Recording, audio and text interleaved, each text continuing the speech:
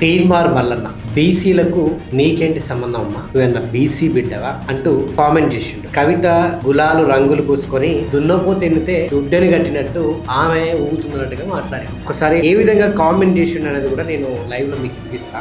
ఇది విన్న తర్వాత మీ స్పందన ఏంటో కూడా మీరు చెప్పండి. కల్వకుంట్ల కవిత గారు ఆమె రంగులు గులాలు పూసుకుంటా ఉంది. దున్నపోతే ఇంటే దుడ్డని కట్టేసినట్టు ఉంది కథ. బీసీలకు 42% ఆర్డినెన్స్ వస్తే నీకేం సంబంధము? నువ్వు బీసీయా? నీకు నాకేమైనా సంబంధమా? కంచం పొత్తుందా? మంచం పొత్తులున్నాయా మనకేమన్నా? నువ్వు పండుగ చేసుకునేది మాకు అర్థం కాదు.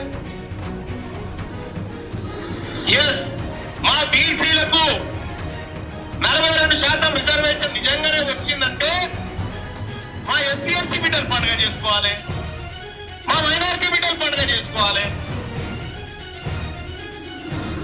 78 ఏళ్ల సంధి మమ్మల్ని తొక్కి చిత్రహింసలకు గురి చేసి అసలు మీకు కూడా లేదురా ఈ భూమి మీద నిలబెట్టినటువంటి మీ జాతి పండుగ చేసుకునేది మాకు అర్థం కాలేదు.